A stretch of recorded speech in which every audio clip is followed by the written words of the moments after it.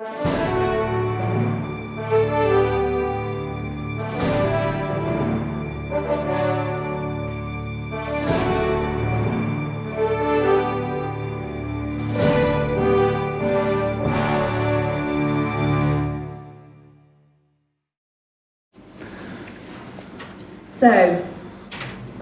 according to our research, the buyers aren't very good at aligning business objectives. They're not very good at relationship management. They say they want to focus on outcomes, but they actually focus on outputs still. They don't actually understand their own business processes, and they're not very good at collaborating.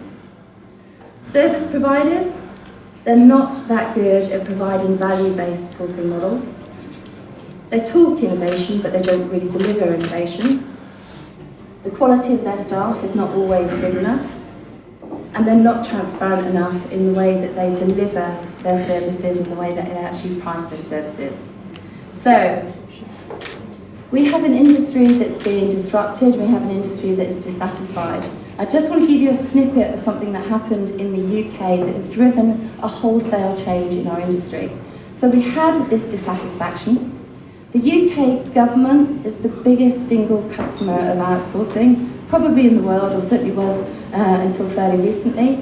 But the UK government is a very bad customer of outsourcing. And in the UK, early last year, one of the big service providers to the British government collapsed. And that brought outsourcing into the media in a wholly negative way. So all of the press and all of the politicians were backlashing against outsourcing. So I don't know what you know about British politics, but the Labour Party is the challenging party, and it's run by a gentleman called Jeremy Corbyn. In the manifesto for the Labour Party, they put in their manifesto that they wanted to bring all public sector outsourcing back in-house. They then suggested that they were going to make the use of outsourcing by the British government illegal. So on the back of that really massive motion, we as the Industry Association put it to our membership base that it was time to change.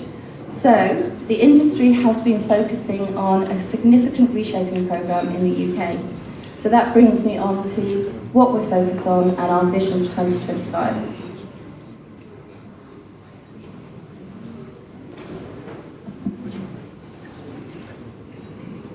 So we've got 6 key areas of work that we're working on towards 2025. So as I said, we don't use the language outsourcing anymore, we call it strategic sourcing. We don't refer to IT outsourcing or business process outsourcing anymore. We talk about technology-enabled business service delivery. Customer experience is the biggest buzzword that we're using today, and that has got to be at the heart of absolutely everything our members do, both the buyers and the service providers. Automation obviously has been the hottest topic for some time, but what we're seeing is although automation works, it's stuck at the category level. So we believe, and we're pushing and helping our members understand how to make their programs start with an automate first strategy and have an enterprise-wide approach to automation. We're seeing really highly blended sourcing ecosystems with a multitude of different players. It's no longer big service providers, but it's big service providers partnering with lots of digital startups, all those buyers partnering directly with the digital companies themselves. We see the best performing companies in the UK actually have a strategic sourcing function. So for us, a strategic sourcing function transcends technology, transcends the business, transcends finance, and transcends procurement. So we no longer see the procurement department working in a way that is focused on cutting costs. We see a strategic sourcing function that is focused on adding value and bringing value into the business. And sustainability is absolutely essential. So whether that's sustainability in terms of people and wellness, or whether that's sustainability in terms of the environment. So to bring the changes we see to life, I'm going to give you the example of what we see as a really, really innovative buyer in the UK. And I'm going to base that around GlaxoSmithKline. So So GlaxoSmithKline is a big British, worldwide, global pharmaceutical company. And a couple of years ago, they fell from having a market share that put them 5th globally to 9th. So they did an investigation to understand why they were losing so much market share. And the reason why they were losing market share was because they were not bringing their new products and new services to market quickly enough. And new market entrants were actually pipping them to the post and bringing these new products and services to the market. So they investigated why was it that they were not quick enough. And the reasons were manifold, but one was their R&D wasn't quick and efficient enough. But two, they were stuck with really large mega deals with service providers that were not innovative enough. So they unpicked their entire outsourcing arrangements and developed a strategic sourcing function. And their strategic sourcing function looked at how they could bring a multitude of small companies into their ecosystem very quickly. So, the RFP at GlaxoSmithKline used to take more than 6 months. The RFP at GlaxoSmithKline today takes less than 6 weeks. Their contract used to be 140 pages long. Their contract today is 4 pages long that anyone can use, a standardised contracting.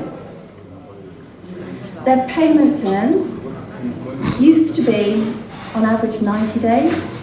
They've moved it that their average payment has to be less than 30 days. On average it's 14 days, and sometimes they actually pay on day 0, just to put the money into their smaller partners so that their small companies can actually work with them and focus on innovations. So this is what we're seeing happening across the UK. So Glaxo is just one example, but we're seeing a whole body scale of change that's looking at simpler RFPs, standardised contracting, and a focused department that really can understand all the technologies and how to create value by working with suppliers rather than constantly negotiating the value down. And I know just the last piece was, I know something that Sergey wanted me to talk about is we're really seeing the workplaces change. We're seeing very, very different working environments. We are seeing the advent of the gig economy. So we've got a number of service providers in the UK that now employ gig workers to deliver their customer service. So again, massive, massive disruption there. And the focus on inclusion and diversity within our workplace is huge. So we're finding that a lot of our buyers will only engage with service providers that they can see their entire supply chain through 3rd, 4th, 5th party assurance. And women in the workplace and women in sourcing is becoming a really, really important issue as well. So that is is that 15 minutes? That is my whistle-stop tour as what we see going on in sourcing in the UK today. Thank you very much, Kerry. Thank you. So, no question now. Kerry with us today and tomorrow, so you will prepare and ask question later. Next, Matt Shockley, United States of America.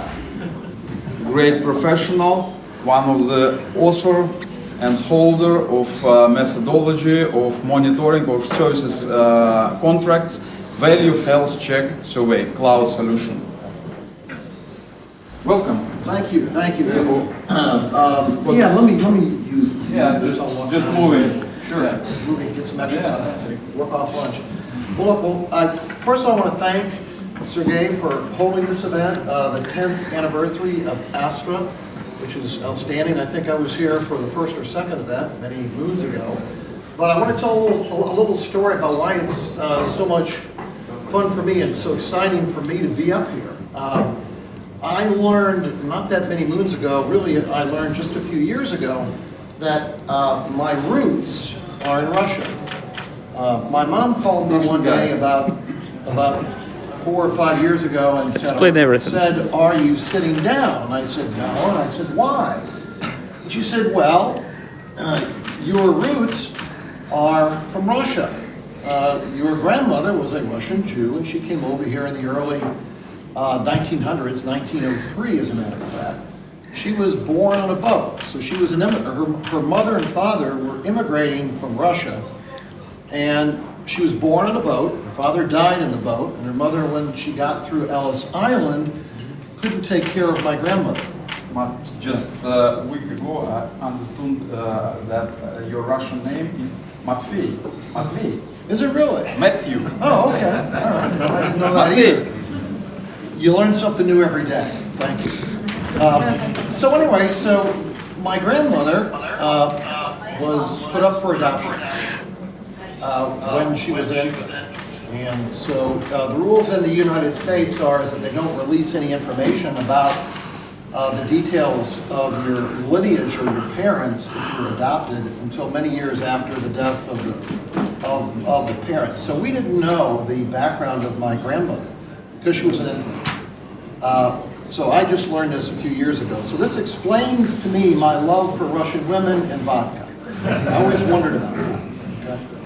Well, look, let me just spend a couple of minutes. I'm going to just echo really a lot of what Carrie said. In North America, Canada, and the United States, where the sourcing industry group really has the majority of its focus from a geographic perspective, but its members like that in the GSA are global concerns. Okay.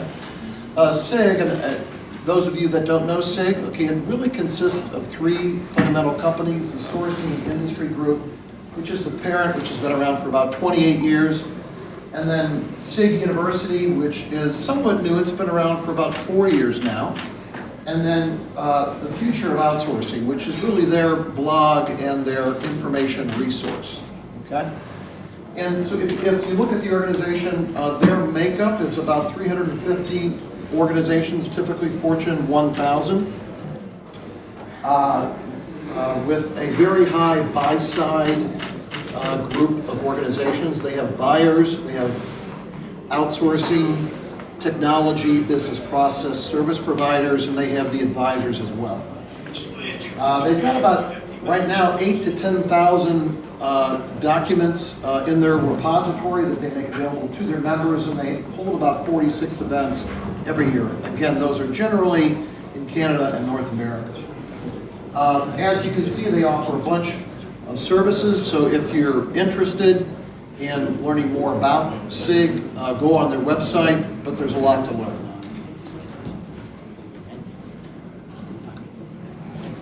Some of the members that make up SIG, and the way that SIG kind of views itself, and what's really going on from at least a North American perspective is to Carrie's point, we don't talk about outsourcing much. It's a bit of a four-letter word in Western culture.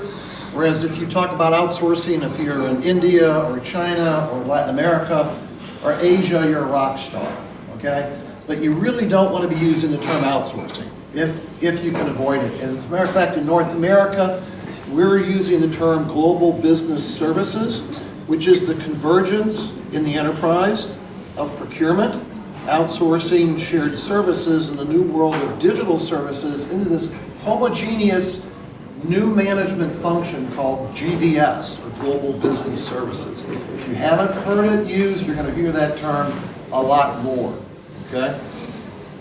And so these are just some of the logos, and you'll see that some of these are some of the same ones as GSA, as Coke, and IBM, okay? So there are several very great, good, talented organizations that you really ought to belong to, no matter where in the world you are, because your clients will be global clients, and they'll be expecting you to be participating in the GSA, SIG, the IOP, and others. Now, just some of the things that SIG does. One of the things is SIG University. They do have a certification program called the Certified Sourcing Professional, CSP. This is for really more of the procurement organization, okay? Learning about latest trends and developments in sourcing. Certified Supplier Management Professional is really focused around managing that supplier relationship, which is increasingly complex today. I'll talk about that in just a minute. Certified Third-Party Risk Management Professional. Third-party risk management, big topic, okay? And then finally, a new one that's coming online here in the fall, Certified Intelligent Automation Professional. Okay, this is, as we all know, intelligent automation, AI, machine learning, RPA, robotic process automation. If you attend any conference in North America or in Western Europe, intelligent automation will probably consume 40% of the agenda of the program, okay? So you gotta be on top of this, okay? Now, one of the things I do want to talk about, because Carrie talked a little bit about the trend, and it is and I would echo Carrie's point that the health of relationships and it really doesn't matter whether it's outsourcing or shared services, digital services, or even in procurement.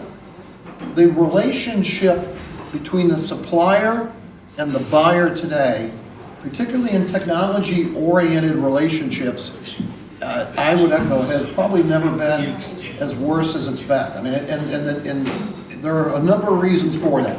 Okay, a number of reasons. So what we've developed over the last few years, and this has really been in place now for about 6 years, is a way to essentially understand the relative health of your relationship. Okay, think about it this way. Every one of us, we are unique individuals, right? All of us, okay? The field of medicine, which is a global profession, has established over the last 100 years a set of standards for the health of the human species, right? So if you want to have a health check performed on you, you can go to a physician in Bombay, in Bangalore, in Bermuda, or Burbank, California. You walk into that physician's office and you said, I want a health check performed on me, they will take the same vital signs, okay? Same vital signs of health, okay? Unfortunately, for the global outsourcing, sourcing, GBS, whatever you want to call it, industry, we haven't done as good a job as we can or should have in establishing a global set of conditions or metrics or vital signs of healthy GBS relationships. We're working on it, GSA is working on it, SIG's working on it, IOP is working on it, we're all working on it, okay? But this approach or process that we've established has been around for a few years and it's really beginning to mature and we're learning a lot from what?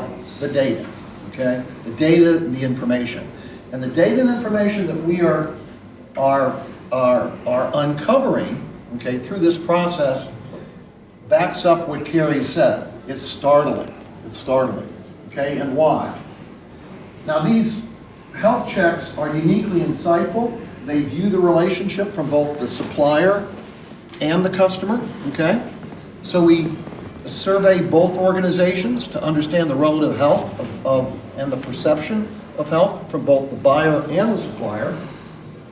Okay, it's a balanced process, so they're both involved, and it's very, very quick. It's a very, very quick process, and it's very, very affordable.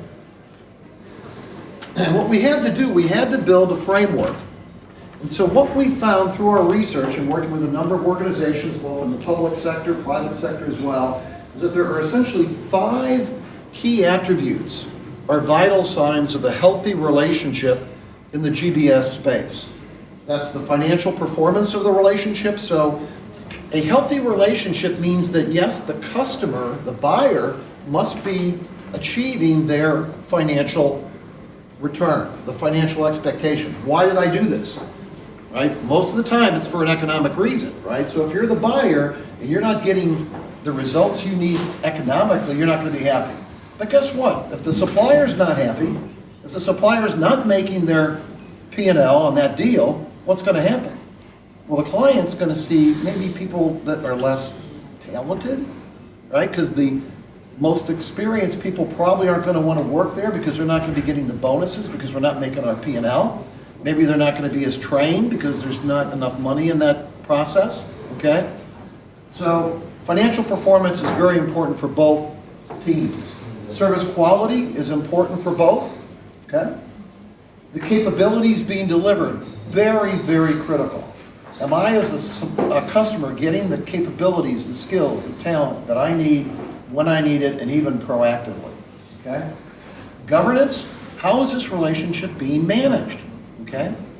Is it being managed proactively, meaning that we're not only delivering against the contract that was a statement of work that was defined a while ago, typically, but are we contemporarily updating this relationship, right, to ensure that we're really contemporary? And then finally, risk and compliance. We are in the world of WikiLeaks, right?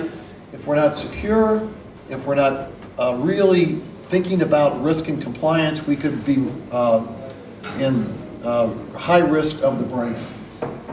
And these are just some of the clients. I noticed that ATOS is here, some of the clients and organizations that have performed health checks.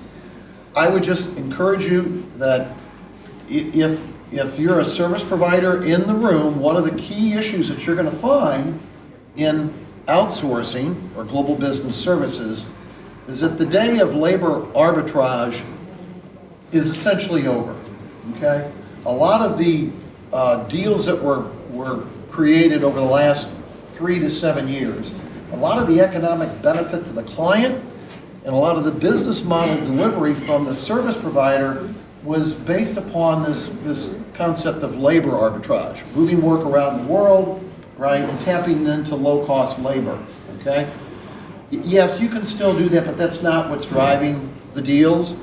It's technology arbitrage, okay? It's the use of technology, typically intelligent automation, right, to drive down costs and improve productivity, okay? And what we're seeing when we do these health checks today, we are seeing the major outsourcers, particularly those outsourcers that built their contracts over the last 3 to 5 years with labor arbitrage as the driving factor for their profitability and how they deliver the service. The clients are not happy. They are not happy. And so where are these service providers? Unfortunately, a lot of them out of India right now. If you are a large Indian outsourcing services provider, well, first of all, if you are not, I would be focusing my attention on every single client that's got an Indian outsourcing service provider. Because the chances are, unfortunately, their clients are probably not real happy right now. Because what? They built their business models on labor arbitrage, right? And so they've got these deals, these contracts, with tens of thousands, millions of people on the books. What are they going to do with them, right? Well, guess what? That work that's being done in India or China, right? Okay, just think about what's going on with China right now, right? Tariffs. We are seeing work moved out of China unbelievably quickly. To where? To Thailand, to Vietnam, to Mexico, back to the US, back to Great Britain, right? No one thought that could happen. It's happening. So work is going to be moving around the world very quickly. Intelligent automation is going to enable that. And if your organization is a service provider, if you're not focused on technology arbitrage, you may be reflected in Kerry's number of 5.6. So that's a little bit about what's going on in North America, and I look forward to having a beer with you after this, and also maybe some dinner tonight. Okay? Thank you. Thank you very much. Следующий эксперт, я бы хотел пригласить Рика Острандера. Рика Острандер, please. Значит, очень известный преподаватель, значит, Certified Outsourcing Professional, курса, тренинга. Сейчас Рик, ну, буквально вот эти дни ведет курс, тренинг для Северстали, Северсталь ЦЕС. Первый раз с Риком я встретился в 2012 году, значит, в Казани мы, значит, преподавали вот этот тренинг в России первый раз, Certified. И, насколько я помню, самое первое, я повел Рика в Казанский Кремль, мы долго гуляли, было холодно, и Рик простудился. И потом мы его лечили, в том числе водкой. I didn't understand a word that you just said, but Водка. I suspect that it was the two traditions that you taught me when I came to teach in Kazan, which was vodka and banya? Banya. One's bringing fluids in, the other is sweating them back out, right? So thank you, Sergey, for inviting me here to help celebrate this milestone, 10 years. That's incredible. Sergey, it was, that's 7 years ago back in Kazan, right? Where he had a relationship with IOP.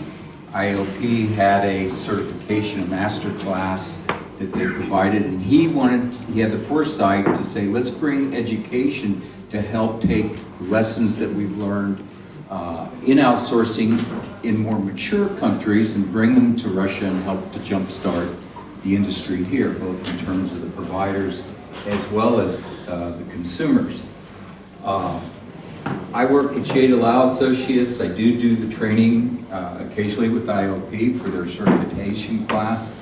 I will have to tell you that in my experience coming to Russia and training, those of you that are out there as customers, I have to tell you, I am so impressed with the passion and the enthusiasm that the participants of the providers that I've done training with here have for trying to improve themselves and to deliver successfully to you as customers.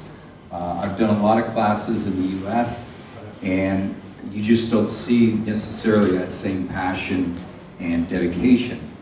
I will reiterate what Carrie and Matt just said, and that is there's a lot of disruption going on in this industry.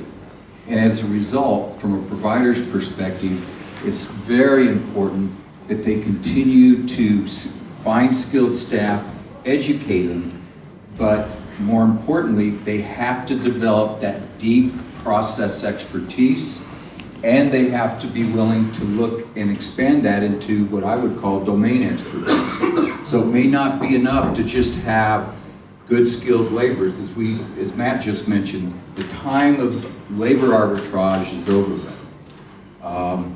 We don't see labor arbitrage as a winning solution anymore. It's really transformational outsourcing. To Carrie's point of technology-enabled business, that's transformational outsourcing. If you look at the evolution of outsourcing, it follows directly behind the evolution of business. It all began with the idea of what businesses called shareholder value. How do we create shareholder value? They started with mergers and acquisitions. They went to this re-engineering of processes, what they were calling downsizing, but because that became a dirty word, it was right-sizing, just as outsourcing was kind of that four-letter word. And then it evolved to technology such as your SAPs, your integrated technologies. Well, if you look at outsourcing, it started with the physical side. Now it's moved towards the transformational side. And the implications as a provider is that you're going to have to continually train and educate your staff. You're going to have to find ways to differentiate yourself in the marketplace in terms of not just the process expertise, but the domain. You're going to have to focus on relationship. You just heard two individuals, professionals, talk about the fact that we're seeing worse scores in terms of satisfaction of the customer with their provider. The need to focus on relationship is critical, particularly because we are talking transformational outsourcing. And as a result of that, the key, as Matt talked about the health of the relationship, the key from my perspective that I continue to see is the point of having much more transparent processes around collaboration, governance, and risk management. It needs that collaboration between the customer and the provider. One of the things that I do when I do the training is I have often stated that outsourcing is not rocket science. It is, the devil is in the details themselves. But after listening to Sergey today talk about what it takes to be a cosmonaut and the ability to see those parallels to business, I'm going to have to change my mind a little bit on that. Maybe it is rocket science. If you think about some of the key points that he mentioned, the fact that you continually have to improve on yourself. You can't just be a cosmonaut. If you want to be a cosmonaut that goes to space, you're going to still have to find ways to differentiate yourself from the competition to do that. So there's lots of training and education that goes on. There's teamwork involved. How many times have we found ourselves working in teams, both as provider and customer, where there are those individuals maybe that have the quote dirty socks floating around up in the spaceship, if you will. You have to be able to learn to work with those individuals and get beyond that, just as he mentioned. And then something that I find really important that I haven't seen as much is the fact that you need to plan for what happens with expiration. Sergey mentioned that they even have a plan in place in case aliens come in and invade the space station, right? So if that was to ever happen, they've already got a plan as to what they need to do. Too many outsourcing agreements don't contemplate what's going to happen at the end of expiration. And as a result, for those of you that are providers that are now taking on services from legacy providers, you're finding that very difficult process to go through. And from a customer's perspective, they're getting very upset and unhappy because they're having to referee between the two different organizations. So, where'd Sergey go? He disappeared. Well, You're making photos. that's right. There you go. So, you know, what I want to leave you with is that to echo those same words that you've heard earlier today from the other speakers, transformational outsourcing, continue to find ways to differentiate yourself in the market, and the idea of relationship and relationship management is going to be absolutely critical. Sergey, thank you. Thank you very much. В завершение нашей пленарной сессии генеральный директор Ассоциации Инфобалт, Прибалтика, ну или Литва, в том числе, да, это одна из старейших ассоциаций IT, диджитал ассоциаций, ну, на территории, так сказать, там, постсоветской, Восточной Европы, да, и я рад, так сказать, видеть здесь Миндаугаса Убартаса, тем более рад, что вот буквально осенью он, собственно, возглавил, стал генеральным директором вот этой ассоциации Инфобалт. Пожалуйста. Здравствуйте. Очень приятно стоять перед такой аудиторией. Извиняюсь сразу за мой русский. Некоторые слова я буду заикаться, некоторые слова я буду использовать не так, как надо, но смысл, наверное, все поймем. Да, я новый генеральный директор Ассоциации Инфобалт. Ассоциация, она объединяет IT-компании и коммуникационные компании, мобильные операторы, 160 участников ассоциации. Мой бэкграунд, самый мой бэкграунд, это я работал много лет в телекоммуникациях, работал в Литве, в Эстонии, в Казахстане, в Таджикистане, опять в Литве.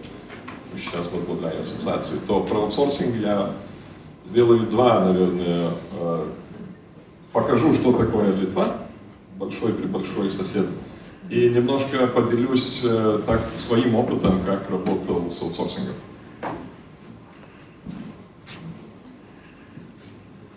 Что такое Литва? Тут набрал всякие вещи, где мы стоим, в каких рейтингах в мире или в Европе. Да? Digital Technological Skills number 1, Knowledge Economy, хотя никто не знает, что это такое, номер 3. Globally Mobile Creation, номер 4. 4G Coverage в Европе, номер 3. У нас была страна, которая была по скорости интернета номер 1. На данный момент мы упали на номер 19. Почему упали? Потому что заснули. То есть эти страны в Азии, они пошли, обогнали и оставили нас позади в 19-м, так что это надо было мне вынять из этой презентации. Communication Technology номер 4, Global Security Index Freedom номер 4. К чему я это? Это мы никак бы не достигли, если бы не было понимания и аутсорсинга в этой стране. Мы никак бы этого не сделали, если бы не было заказчиков и если бы не было поставщиков. Никак бы это не сделали, если бы не было культуры, даже с государства, потому что 90% всех сервисов, которые предоставляет города, municipalities и государства, они все уже digital. Они не так еще сделаны, чтобы они были вообще digital, но они сделаны как из бумаги мы перешли на PDF. Сейчас мы что должны сделать? Из PDF перейти к дате.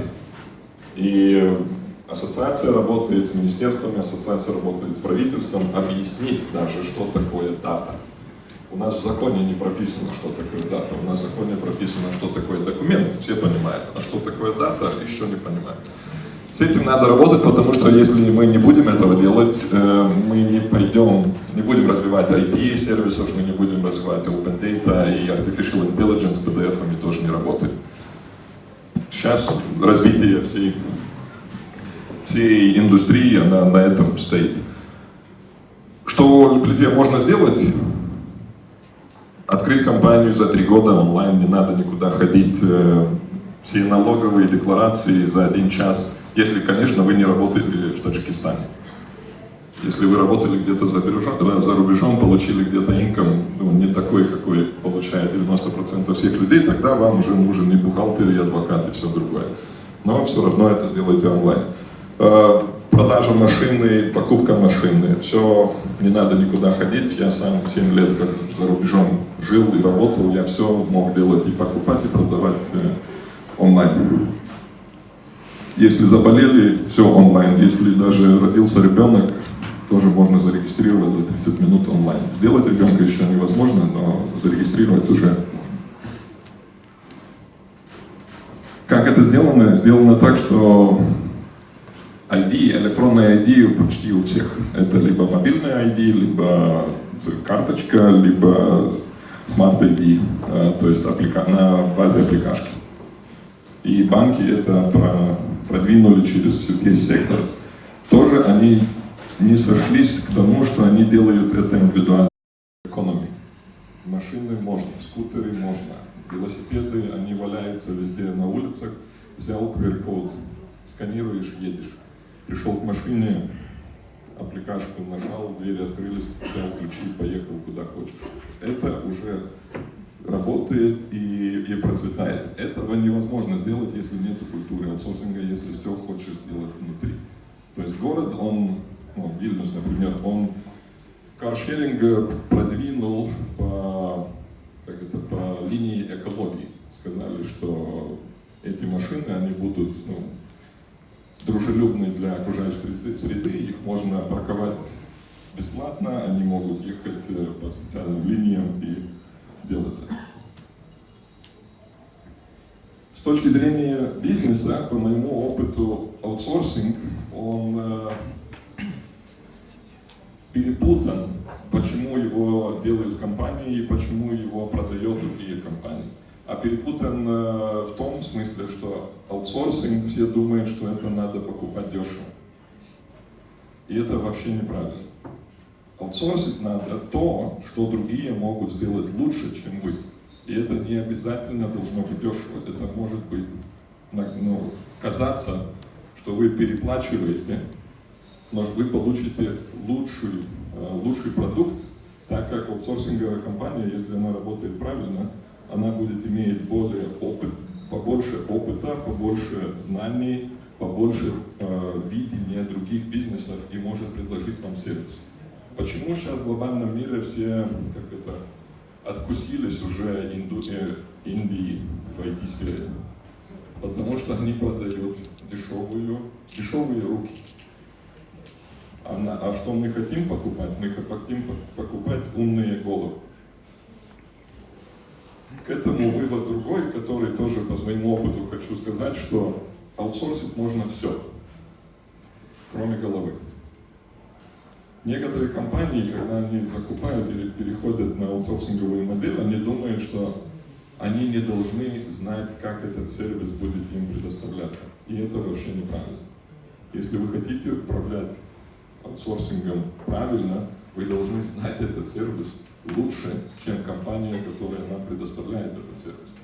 Только тогда вы сможете управлять своим партнером, своим поставщиком, иначе поставщик будет управлять вашим бизнесом, и, наверное, их shareholderы будут другие, и их прибыли будут им важнее, чем ваши прибыли. Так что три вещи, которые я хотел сказать. Литва хороший партнер в развитии IT. Есть очень хорошие российские компании, которые в Литве представлены с аутсорсингом. Moda.ru, у них development team в Литве работает, Cargo.go, российская компания, которая хочет зайти в рынок США. У них 150 или 200 программеров работает в бизнесе. Если думаете, где надо найти головы умные, то Литва это там. Если нужны дешевые руки, то тогда Бангладеш, Таиланд, Индия, Вьетнам, поработайте там, тогда можете в Вильнюс приезжать. И, как я говорил, аутсорсить надо, оставляя себе голову, и покупать надо то, что другие могут сделать лучше. Не дешевле, а лучше. Спасибо. Спасибо большое.